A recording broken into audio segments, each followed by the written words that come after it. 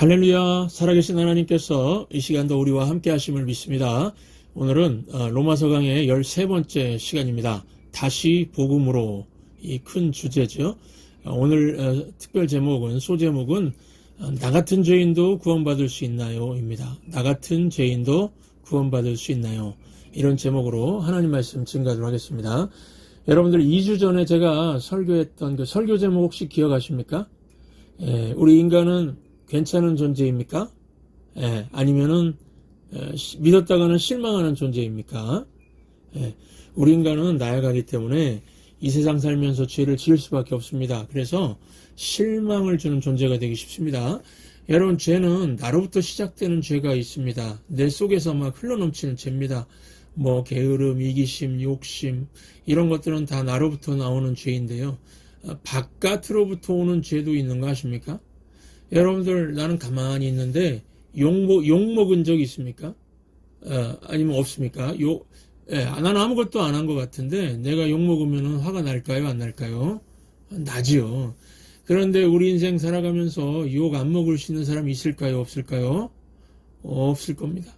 제가 제 경험담 말씀드렸죠? 정말 좋은 일하고 하나님의 일을 하면 할수록 욕을 더 많이 먹는다고요. 여러분들, 이 세상에서 제일 욕 많이 먹은 분이 누구일까요? 예수님. 예수님은 모두에게 사랑받았을 거라고 생각하면 오해입니다. 수많은 사람들이 예수님에게 돌을 집어 던지려고 했고 마귀랑 친구라고 비난까지 받았습니다. 여러분들, 누군가 여러분들 얼굴 보면서 당신은 마귀 새끼야 이러면은 기분 좋을 것 같습니까? 안 좋을 것 같습니까? 당연히 안 좋겠죠. 예수님은 이런 욕도 엄청 많이 먹었습니다. 이것뿐만 아니라 존재 자체를 부정당하는 욕도 먹었습니다. 저 인간 없어져야 돼. 죽어도 싸. 죽이자. 죽여라. 여러분들, 만약에 제가 처음에 여러분들이 저한테는 막 하트 보내면서 인사하고 그랬습니다. 그런데 갑자기 마음이 돌변해가지고 신디현 목사 죽여라. 죽어라 이러면은 아마 저는 눈 돌아가고 미쳐버릴 겁니다. 이 정도까지 아니더라도 여러분들 이런 비슷한 일 당하면 견디기 쉬울까요? 어려울까요? 어려울 겁니다. 예를 들어서 교회 일 하다가 욕 먹어보십시오. 내가 천성교회를 봉사를 하는데 이 욕을 먹어가면서까지 봉사활동을 해야 되나? 봉사일 때려치우고 싶은 분들 계실 겁니다. 교회 일 하다가 보면은 욕하는 소리 들리잖아요. 그럴 때 내가 이런 욕을 먹고 교회 일을 왜 해야 돼? 순장 일을 왜 해야 돼? 집사 일을 해야 되는 거 맞아? 차라리 때려치우고 속편하게 집에서 텔레비나 보고 그냥 놀러나 다니는 게 낫지. 이런 생각 드시겠죠? 여러분들 중에 정말 교회 다니면서 나는 누구 미워한 적도 없고 불쌍한 사람, 어려운 사람 도와주면서 교회 일만 했는데 욕 먹으면은 기분도 나쁘고요. 또 마음에 뭐가 막 올라올까요? 분노가 막 올라오고 미움이 생기겠죠. 속에서 막 천불이 나겠죠. 우리 예수님은 정말 온갖 욕을 다 먹었습니다. 거기다가 참 인격적으로 힘든 일도 겪었는데요. 얼굴에 침뱉음도 당했습니다. 한국에서 실제로 지금도 있는 일이라고 하는데요. 60 넘으신 할머니들 중에 하시는 말씀이 남편이 자기 얼굴에 침을 뱉는답니다. 가장 모욕적이고 수치스러울 때가 남편이 자기 얼굴에 침을 뱉을 때랍니다. 이런 침 뱉는 남자들이 있답니다. 정말로 정신 나간 남자들이죠. 그거 생각하면은 이 자리에 계신 우리 여자 성도님들, 자기 남편 훌륭합니까? 안 훌륭합니까? 훌륭하죠. 왜 그렇습니까? 여러분들한테 침은 뱉지 않죠. 남편이 침을 뱉어서 수치스럽다고 하는 그 할머니가 하는 얘기입니다. 남편이 자고 있을 때요, 옆에 칼이 있으면은 찔러 죽이고 싶답니다. 그런 충동을 느낀답니다. 그러면은 여러분들, 그런 남자하고 살아야 됩니까? 이혼해야 됩니까? 그 할머니는 자식들 때문에 이혼을 못하겠다고요. 참 답답하고 불쌍하죠. 할머니가 어느 날 밤에 남편 죽여버리면 안 되잖아요. 차라리 이혼하는 게 나은가요? 목사가 그냥 참고 살라고 하기도 참 곤란한 상황이죠. 그런데 예수님은요, 침뱉음에다가 거기다 또 뺨까지 맞으셨습니다. 인격적으로 온갖 모욕과 수치를 다 당하신 겁니다. 그런데 예수님은 이걸 다 참으셨습니다. 이게 쉬울까요? 어려울까요? 저는 생각만 해도 막 열이 받치고 미칠 것 같은데요. 예수님은 묵묵히 참으셨습니다. 그러면은 질문이 생기죠. 도대체 왜 참으셨을까요? 저 같으면은 에이 세상의 구원자고 뭐고 에이 필요 없어 못하고 먹겠다. 니들 다 박살내겠다. 욕하는 너 거기서 막 이러면서 막 쫓아가가지고 난리를 치고 막 박살을 내버릴 텐데요. 예, 욕하고 침뱉는 사람들 향해서 천사들을 호령해서 천사들아 가서 공격해라 박살내라 막 이럴 것 같습니다. 그런데 왜 예수님은 인간의 모든 죄짐을 지고 모든 욕을 먹어가면서 고통스러운 십자가를 지고 죽으셨을까요? 제가 결혼해서 부모가 되어서 로마서를 묵상해 보니까 좀 이해가 되었습니다. 우리 여기 계신 부모님들 자식 때문에 속상한 적 많으시죠? 그 질문 드립니다. 자녀들 때문에 속이 상해서 내가 널 낳아서 이 고생이다 이런 말 한 번이라도 해보신 분 솔직하게 이걸 손들라고 그러면 막 너무 다 보고 티나니까 그냥 저를 보고 고개 한 번씩 끄덕끄덕 해보시기 바랍니다. 예. 내가 널 낳아서 이 고생이다 이런 말 한 번이라도 해보신 분들 예. 또 내가 널 낳아서 그냥 네 자식들까지 돌봐야 하니 이게 무슨 고생인지 모르겠다 이런 말 해보신 분들도 고개 한번 끄덕끄덕 해주세요. 예. 아니면은 나는 한 번도 이런 말 안 했다 이런 분은 자신 있게 손 들어 주십시오. 예. 여기 계신 부모님들 내가 널 낳아서 이 고생이다 그러면은 자녀들도 할 말이 있습니다. 뭘까요? 내가 언제 낳아달라고 그랬어요? 이거죠. 엄마 아빠 자기들끼리 좋아가지고 애 만들어 놓고 무슨 소리예요? 그러겠죠. 자녀들은요 태어날 의지가 없었던 애들 아닙니까? 여러분들이 낳았죠. 낳았으면은 뭐 해야 됩니까? 책임을 지셔야죠. 하나님도 마찬가지라는 겁니다. 우리가 언제 세상에 태어나게 해달라고 그런 적이 있었나요? 하나님이 사랑하고 좋으셔서 세상 만들어 놓고 우리를 창조해 놨지 않습니까? 창조를 해놨는데 인간들이 너무 많은 죄를 짓는 겁니다. 선택할 수 있죠. 죄를 선택할 수도 있고 선을 선택할 수도 있고요. 선과 악을 선택할 수 있는 자유를 주셨는데 우리 인간이 선을 선택하는 게 아니라 악을 자꾸 선택하니까 하나님이 책임지러 오신 겁니다. 독생자 예수님이 이 땅에 책임지러 오셨는데 사람들이 막 막이라고 욕하고요. 뺨을 때리고 침을 뱉어도 어떻게 합니까? 참아야죠. 예수님이 책임지신다고 십자가에 올라가서 대신 죄값 치르신 거 아닙니까? 제가 부모가 되어 보니까 하나님 아버지의 마음이 좀 이해가 됩니다. 예수님이 우리를 얼마나 사랑했으면 침뱉음도 견디시고 십자가까지 올라가셨을까요? 여러분들 신약성경 복음서를 읽어보시면은 수많은 사람들이 일주일 사이에 예수님을 막 배신을 해버렸습니다. 예루살렘 막 들어오실 때는 호산나 우리 왕이여 그러던 사람들이 다 등 돌리면서요 죽어라 죽어라 소리 지르면서 배신을 했습니다. 얼마나 이게 정신적으로 힘든 상황입니까? 이것까지도 예수님 다 참으시고 십자가 지신 겁니다. 그러니까 여러분들 인생 살면서 누가 나를 욕하고 나를 배신하면은 누구도 그 마음 이해 못합니다. 그럴 때는 예배당에 와서 예수님만 쳐다보시기 바랍니다. 예수님을 딱 보면은요 예수님 입장하고 내 입장이 어쩌면 이렇게 똑같으냐 이런 거 느끼실 겁니다. 여러분들 우리가 살아가면서 사람한테 너무 의지하다 보면 수치와 모욕, 배신을 겪을 수 있습니다. 사람을 사랑은 해야겠지만은 사람만 온전히 믿으면은요 꼭 배신감 느끼고 상처받습니다. 그래서 사람 온전히 믿는 거 아닙니다. 우리는 누굴 믿어야 됩니까? 예수님을 믿어야 됩니다. 예수님한테 마음을 많이 내주는 사람들은요 욕 조금 먹는다고 분노하지 않습니다. 그런데 사람한테 온전히 모든 걸 다 주는 사람은요 배신을 당하고요 그때 막 주체할 수 없는 고통이 밀려오는 거죠. 여러분들 사람은 다 이런 존재입니다. 왜 그렇습니까? 우리는 다 알게 모르게 참 죄를 많이 짓고 살기 때문에 그렇습니다. 그렇다면은 질문 드립니다. 나 같은 죄인도 용서받을 수 있을까요?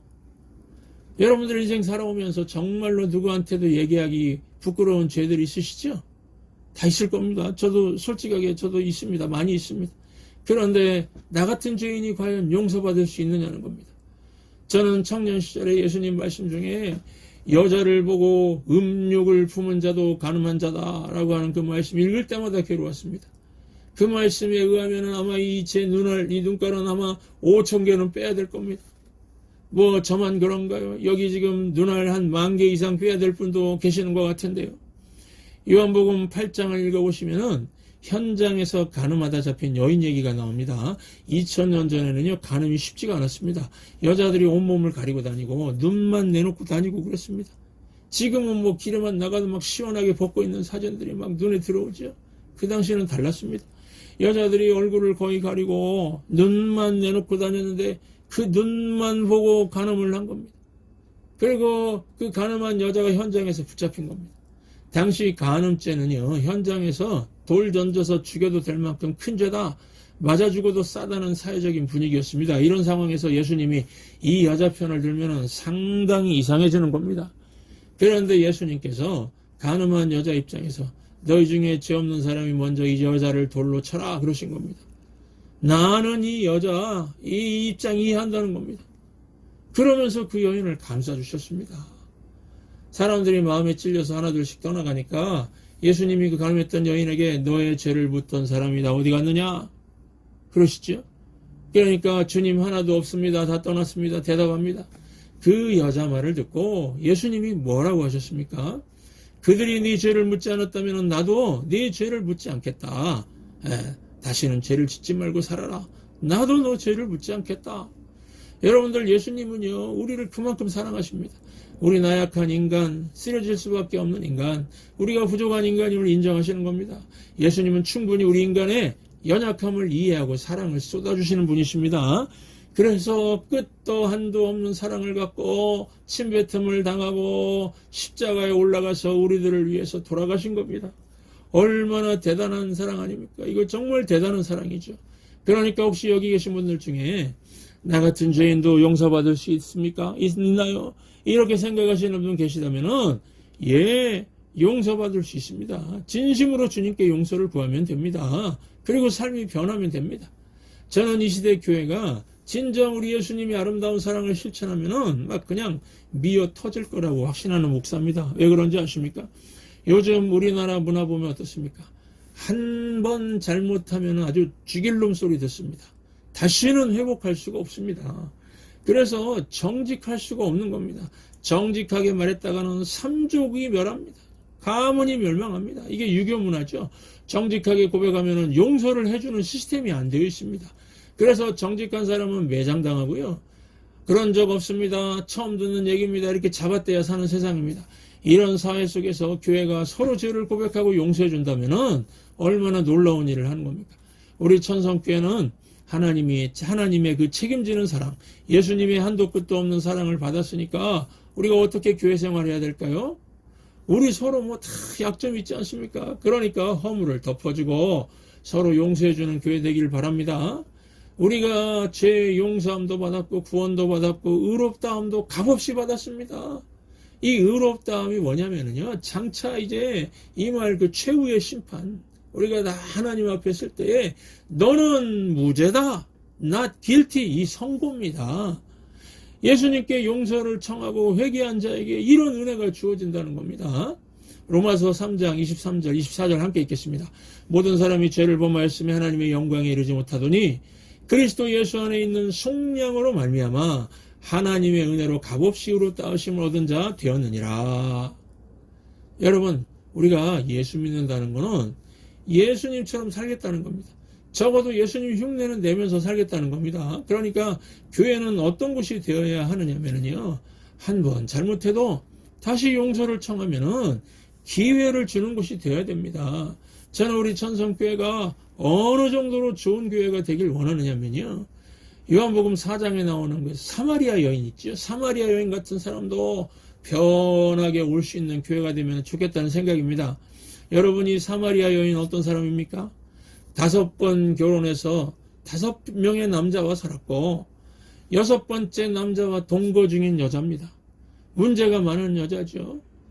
이 문제가 많은 여자입니까? 이걸 능력이 좋은 여자라고 해야 됩니까? 5번 결혼할 정도면 얼굴이 이뻤을까요? 못생겼을까요? 아마도 이뻤겠죠. 그러나 어쨌든 그 동네에서는 질 나쁜 여자라고 상종도 안 해준 여자입니다. 죄 많은 여인으로 취급당했습니다. 이혼을 5번이나 한 거니까요. 그런데 예수님이 이 여인을 우물가에서 만나가지고 얼마나 오래 얘기했는지 모릅니다. 예수님이 이렇게 한 사람하고 그것도 우물가에 앉아서 오래 얘기한 적이 없습니다. 아마도 이 여자가 대화도 못하고 산 그런 여자라 예수님 만나니까 막 수다를 떤 겁니다. 그리고 그걸 예수님이 다 들어주신 겁니다. 여러분들 그 장면을 한번 상상을 해보시기 바랍니다. 제가요, 이 천성교에서 이혼을 5번 하고 6번째 남자하고 사는 여자하고 앉아가지고 막 웃으면서 수다 떨고 있고 막 교회 얘기하고 있고 그러면 여러분들 기분이 어떨 것 같습니까? 아마도 그 여인하고 저하고 싸잡아서 아주 말거리를 삼겠지요. 아주 막 이상한 소문 내고 막 그러겠지요. 예수님은요, 이런 여인도 천국이 필요하고 구원의 대상에서 제외될 수 없다고 하시는 겁니다. 그러니까 우리 예수님께서 우리 인간을 얼마나 사랑하는지 그 깊이를 헤아릴 수가 없는 정도 아닙니까? 그래서 여기 계신 분들 중에 나 같은 사람이 과연 용서받을 수 있을까요? 그런 생각 하신다면은 물론 용서받을 수 있습니다. 그리고 뭐 나 같은 사람이 과연 주님의 일을 할 수 있을까요? 그런 생각 하신다면 물론 하실 수 있습니다. 여러분들이 진정으로 자신의 죄를 회개하고 주님께 용서를 그죠? 구하면은 예수님 다 받아주신다는 겁니다. 로마서 3장 22절 함께 읽겠습니다. 곧 예수 그리스도를 믿음으로 말미암아 모든 믿는 자에게 미치는 하나님의 의인이 차별이 없느니라. 우리 예수님은 어떤 사람이라도 다 받아준다는 겁니다. 그런데 사람들 보면은 죄 속에 갇혀가지고요, 이러지도 못하고 저러지도 못하는 사람들이 참 많습니다. 나는 죄인이야. 죄인이 무슨 밥을 먹어. 나는 밥 먹을 자격도 없어. 안 먹어. 그냥 술이나 먹을래. 뭐 이러면서 이런 사람은요, 영원히 구원받을 수가 없는 겁니다. 예수님은 어떤 죄도 다 용서해 주신다고 하셨습니다. 단 한 가지, 성령을 모독하는 죄만 빼고요. 여러분, 성령 모독죄가 무엇입니까? 하나님 사랑을 안 믿는 겁니다. 하나님께서 독생자 예수님 내어주시고 우리를 죄에서 구원해 주시고 용서해 주셨다는 것을 안 믿는 겁니다. 이게 성령 모독죄입니다.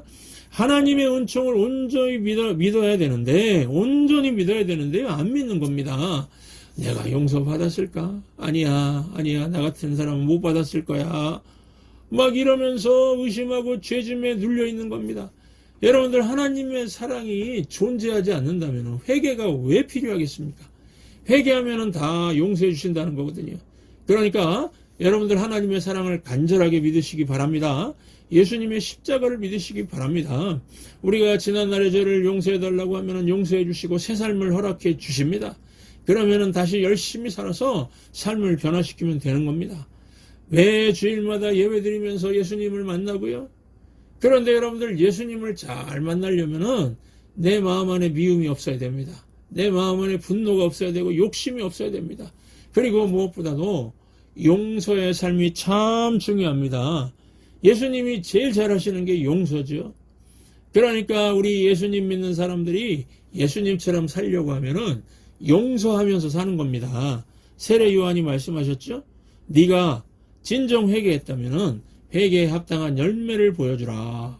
말로만 회개하고 말로만 용서한다고 하는 건 의미가 없다는 겁니다. 우리가 우리 죄를 진정 뉘우쳤다면은 회개에 합당한 열매를 보이시기 바랍니다. 회개에 합당한 열매, 그게 뭐라고요? 용서하는 겁니다. 용서할 때에 그때 부활의 주님이 주시는 진정한 평화가 우리 마음에 임하게 될 것입니다. 예수님께서요, 사랑하라, 용서하라 이런 말씀 많이 하셨는데 부활하신 후에 제자들에게 오셔서 하신 첫 마디가 무엇이었습니까? 평안하라, 평화하라, 평화가 있을지어다 였습니다. 내가 너희 죄를 사했고 용서하니까 너희에게 평화가 있을지어다 그랬습니다. 그러니까 진정으로 용서한 사람에게 주어지는 게 평화입니다. 이런 평화를 다 누리시기 바랍니다. 어떻게 하면 이런 평화를 누릴 수가 있다고요? 여러분들 마음 다치게 한 사람들 있지 않습니까?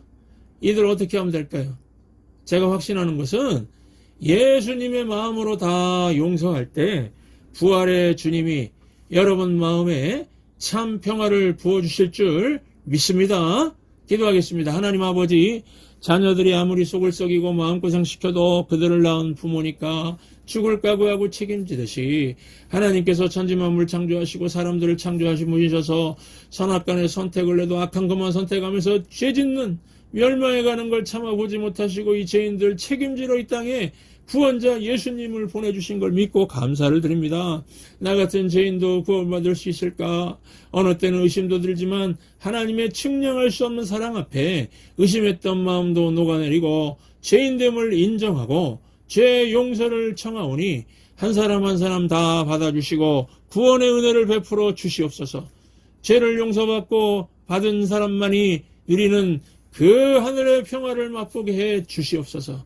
회개하고 용서받은 자는 회개에 합당한 열매를 맺어 살기 위해 남을 용서하면서 사는 길을 걸어가게 하여 주옵소서. 예수님의 이름으로 기도하옵나이다. 아멘.